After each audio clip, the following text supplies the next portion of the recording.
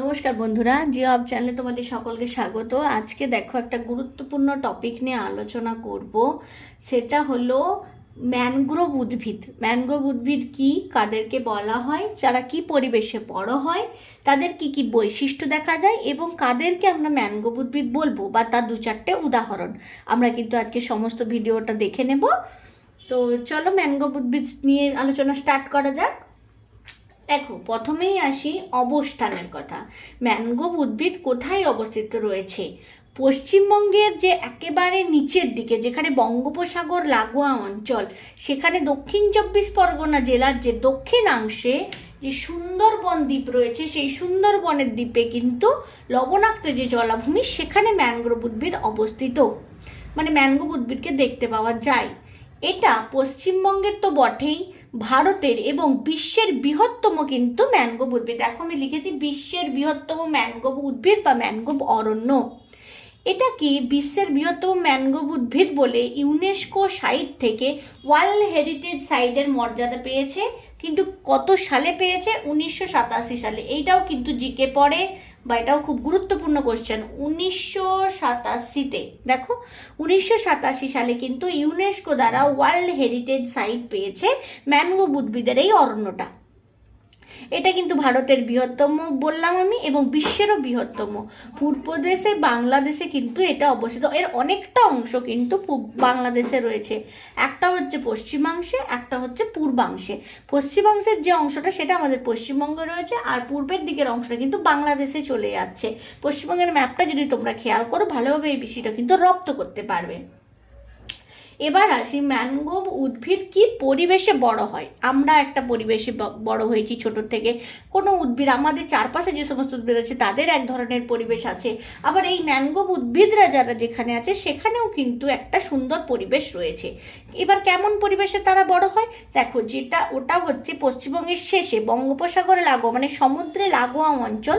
তাহলে সেখানে কিন্তু জোয়ার ভাটার প্রভাব একটা আছে। এখানে অনেক নদী আছে, মাতলা, বিদ্যাধরী, ইচ্ছামতি, সমস্ত অনেক নদী এখানে বঙ্গোপসাগরে এসে মিলিত হয়েছে। ফলে কি, জোয়ারের জলে প্লাবিত কর্দমাক্ত এবং লবণাক্ত মাটিতে কিন্তু এই ম্যানগ্রোভ উদ্ভিদ দেখতে পাওয়া যায়।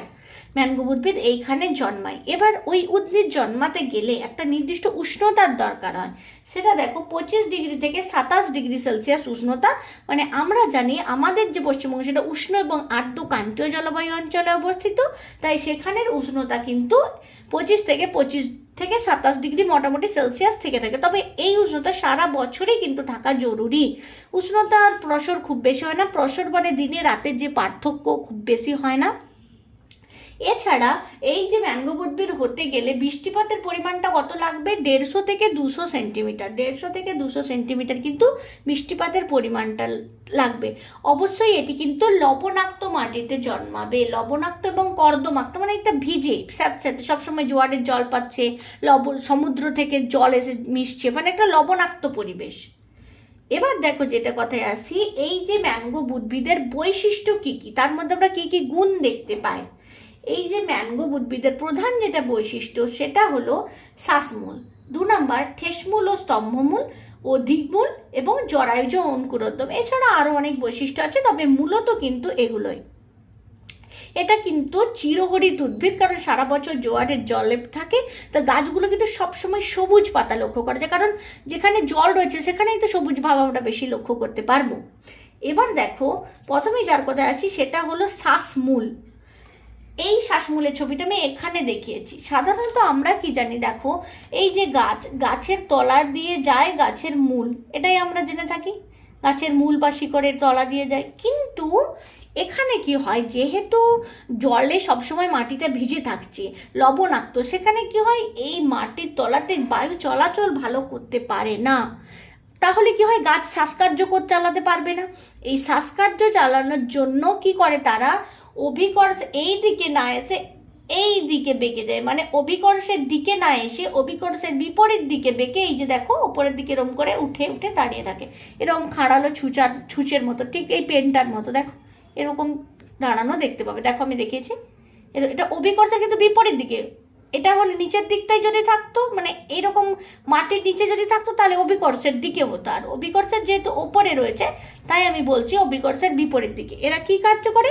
শ্বাসকার্য চালাতে সাহায্য করে। বিপরীত দিকে, অভিকর্ষের বিপরীতে মাটির উপরে কিন্তু উঠে আসে এই মূলগুলো। দেখতে কেমন লাগে? খুঁটির মতো। কেমন দেখতে হয়? এই ছোট ছোট জিনিসগুলো কিন্তু তোমরা মনে রাখবে, এসএসসির জন্য এগুলো খুব বেশি ইম্পর্টেন্ট। ছোট ছোট খুঁটির মতো দেখতে। শ্বাসমূল কেমন দেখতে হয় দেখো, আমি এখানে লিখে দিলাম খুঁটি। আমরা জানি ছোট ছোট খুঁটি আমরা ঘরে বা ঘরের চারপাশে খুঁটি গাড়ি না, সেই জিনিসটাকে বলা হয় শ্বাসমূল। দেখো ছবির মাধ্যমে সেটা দেখানোর চেষ্টা করেছি। এবার যার কথায় আসবো, ঠেসমূল বা স্তম্ভমূল কি? দেখো এই যে ম্যানগ্রোভ উদ্ভিদ যেখানে জন্মাচ্ছে সেখানে কাদা বালি থাকছে, তাহলে মাটিটা কি আলগা, কিন্তু সেই মাটিতে তো উদ্ভিদটাকে টিকে থাকতে হবে। সেই উদ্ভিদকে টিকে থাকার জন্য কি হয় জানো? এই যে গাছের কাণ্ড, এই কাণ্ডের কাছাকাছি থেকে এক ধরনের অধিমূল বের হয়, মানে মূল বের হয়, তারপরে এখানে মাটিটা থাকে। মানে গাছটা মূলত এটা, এই অংশটা, কিন্তু এটা হলো অধিমূলের অংশ, সরি ঠেসমূল এবং শ্বাসমূলের অংশ। ঠেসমূল আর যে স্তম্ভমূল থাকছে তার অংশ। শ্বাসমূল কোনটা? শ্বাসমূল কিন্তু এইটা অভিকর্ষের বিপরীত দিকে যেটা থাকছে। আর এখানে ঠেসমূল কোনটা? গাছের গোড়া থেকেই এক ধরনের আমরা দেখতে পাবো, গাছের গোড়া থেকে এক ধরনের মূল কিন্তু বেরিয়ে আসছে মাটিকে শক্ত করে টিকে রাখার জন্য। কিন্তু এটা মাটির গভীরেও অনেকটা যায়, মাটির গভীরেও বিস্তৃত হতে পারে। তো এটাকে বলা হয় ঠেসমূল ও স্তম্ভমূল। মানে স্তম্ভের মতো আটকে রেখেছে, পড়তে দিচ্ছে না, মানে মাটিকে শক্তভাবে আঁকড়ে থাকছে।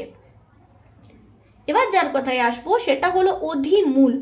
অধিমূল জিনিসটা কি? কিছু কিছু, সব ম্যানগ্রোভ উদ্ভিদে নয়, কিছু কিছু লবণাক্ত উদ্ভিদে কি হয়, এই যে দেখো গাছের কাণ্ড, সেই কাণ্ডের যে নিচের দিকের অংশটা থাকে না, বা কাণ্ডের নিম্নাংশ যেখানটা, সেখান থেকে চ্যাপ্টা তক্তার মতো একটা অস্থানিক মূল বেরোয়। মানে এটা সবসময় থাকে সেটা নয়, কিছু সময়ের জন্য এই মূলটা কিন্তু দেখা যেতে পারে। এটা কিন্তু চ্যাপ্টা এরকম তক্তার মতো থাকছে অংশটা, মানে শক্ত।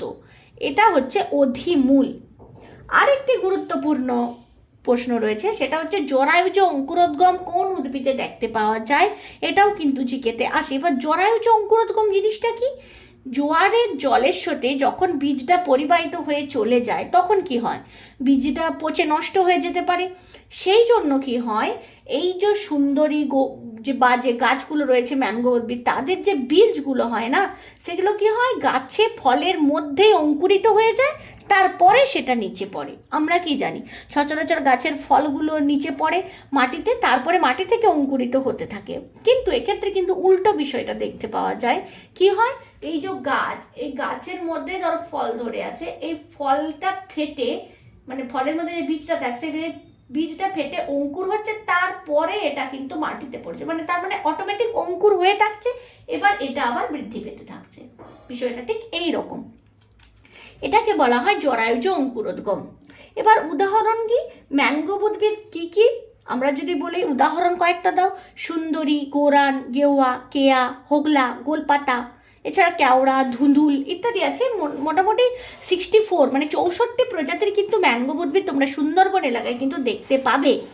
যদি কেউ সুন্দরবন গিয়ে থাকো তার তো খুবই ভালো, সে অরিজিনালি এই বিষয়গুলো ফিল করতে পারবে। আর যদি তোমাদের সুন্দরবন যাওয়ার সুযোগ হয় অবশ্যই যাবে। ঠেসমূল, শ্বাসমূল সমস্ত বিষয়টা কিন্তু দেখতে খুবই সুন্দর। আমি নিজে গেছি, সেখানে হোগলা পাতার ঘর, ওখানে যে ছোট ছোট তাঁবুর মতো ঘরগুলো হয় না, সেগুলো হোগলা পাতা দিয়ে হয়। এছাড়া গোল পাতা দিয়ে ওনারা কি করে, চারপাশে, ঘরের চারপাশে বেড়া লাগায়। বেড়া, আমরা যে বেড়াই বলি না, ঘরের চারপাশে বেড়া থাকে, ওই বেড়া লাগায়।